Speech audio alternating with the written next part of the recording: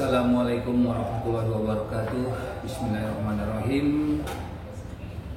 Kembali bersama saya channel Santana 70. Salam sehat, salam bahagia. Hari ini saya sedikit mau menginformasikan, mau memberitahukan kepada sahabat teman YouTube dan masyarakat luas khususnya bahwa penipuan melalui online semakin marak. Kita harus lebih waspada karena apa? Penipuan online ini terkena korbannya siapa saja tidak pandang bulu. Karena apa? Logika kita, pikiran kita sudah termakan dengan kata-kata manis dan dengan harga barang yang kita beli lebih murah atau lebih di bawah pasaran. Akhirnya apa? Kita tertarik dengan barang yang kita mau beli. Contoh, saya ambil contoh untuk melalui media sosial Facebook. Facebook itu ada yang namanya marketplace. Waspadalah, jangan percaya begitu saja. Karena apa? Pernah terjadi penipuan melalui marketplace, baik itu motor, mobil atau barang-barang lainnya. Tapi di sini akan saya kasih gambaran untuk pembeli motor khususnya. Modus operandinya kita saksikan nanti. Satu, saya ambil contoh. Saya sebagai pembeli, kedua sebagai pedagang, dan ketiga ini si pelakunya. Bagaimana pelakunya memperdaya si korban atau sebagai si pembelinya? Pedagang asli, dia pasang iklan di marketplace atau di Facebook. Dia foto barang yang akan dijual. Contoh, motor harga 20 juta. Ini untuk pedagang asli. Dia pasang iklan di marketplace. Dia kasih nomor WA. Lanjut, setelah terpasang di iklan di marketplace di Facebook adalah nih si pelaku ya. Pelaku seolah-olah dia mau membeli motor tersebut.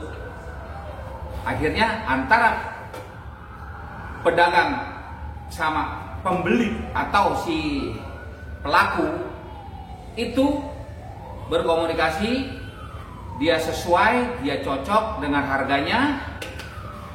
Setelah dia cocok, nah ini yang perlu diwaspadai. Setelah cocok, nomor WA yang aslinya sebagai pedagang motor asli itu diganti dengan si pelaku yang tadi seolah-olah dia mau membeli motor. Akhirnya apa? Setelah beberapa hari adalah pembeli atau konsumen yang tertarik dengan motor tersebut. Karena apa? Yang tadi aslinya harga 20 juta, dia buka harga di situ 15 juta. Berarti di bawah harga pasaran. Lanjut, setelah ada peminat atau ada pembeli, inilah yang terjadi.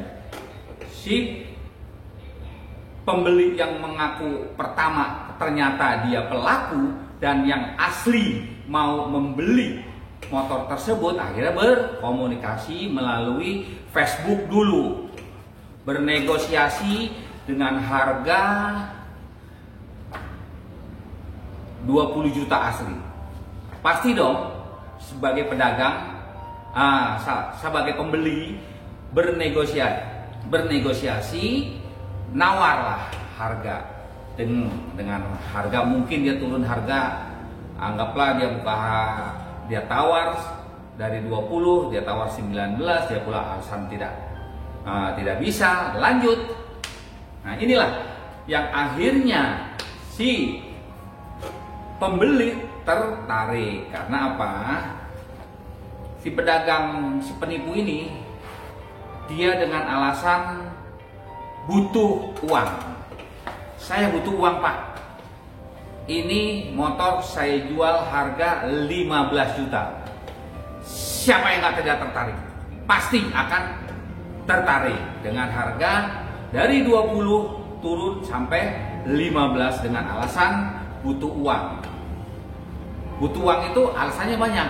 Ada yang bilang istrinya sakit, anaknya sakit, atau orang tuanya sakit yang ingin membutuhkan. Karena apa? Kita butuh uang. Akhirnya terjadilah bernegosiasi, akhirnya serius. Nah, si pembeli yang berminat dengan si pelaku penipu itu bertukaranlah nomor WA. Lanjut, setelah berkomunikasi melalui WA, inilah bertransaksi, berkomunikasi, bertanya di mana alamatnya. Akhirnya Sherlock ketemu. Nah, pada saat ketemu, ingat lagi, apabila kita mau mentransfer uang ke si pembeli, kita cross check. Ingat, cross check atas nama siapakah kita mau mentransfer uang ke si pembeli, kita cross check. Ingat, cross check atas nama siapakah yang akan kita transfer, yang akan kita berikan. Karena apa? Jangan sampai terjadi salah transfer, atau di sini terjadi penipuannya, modus seolah-olah apa?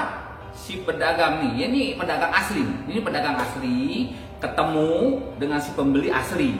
Tapi ingat, pedagang asli sudah disetir sama si pelaku penipu tersebut dengan alasan nanti saudara saya akan datang membayar motor tersebut, atau ada pembeli yang mau mengambil motor tersebut.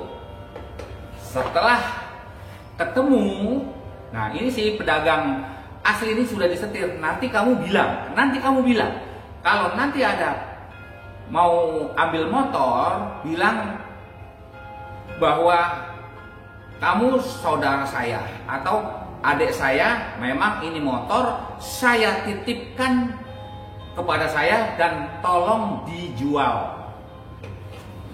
Nah, si pembeli, si pedagang asli mangut-mangut aja. Karena apa? Dia tidak tahu terjadi penipuan tersebut pada korban dan kepada si pedagang asli dengan si penipu. Setelah kita cross check nomor WA si pelaku, itu posisinya berada jauh, bukan di tempat, contoh di suatu daerah Jakarta. Nah, setelah dicek ternyata nomor WA tersebut itu jauh, ada di daerah Ukar, Kalimantan Selatan. Nah, untuk proses kita untuk mengetahui si pelaku, kan kita biasanya kita cek tuh nomor WA dan nomor rekening. Nah, teman-teman sahabat YouTube semua dan masyarakat, kita di sini ya, saya kebetulan di sentra pelayanan kepolisian menerima laporan hal-hal yang berkaitan dengan penipuan online. Karena apa? Kita bertindak melidik dan penyelidikan itu atas dasar informasi dari si korban. Nah, setelah kita cross check, nomor WA ternyata ada di daerah Pukarya, Kalimantan. Nah, untuk mengetahui lebih mendetailnya lagi, kita ke nomor rekening. Nah, nomor rekening ini yang punya akses bukan polisi, namun pihak bank. Untuk mengetahui si A dengan nomor rekening sekian-sekian, alamatnya di mana. Nah, itu awal dari penyelidikan dan penyidikan. Apabila pihak bank memberitahukan kepada si korban atau si pelapor. Nah, setelah kita tahu bahwa si nomor rekening ini ada di daerah mana, apakah kita akan kejar ke sana, apakah kita Uber ke daerah sana? Nah, itu tergantung kepada pihak pelapor.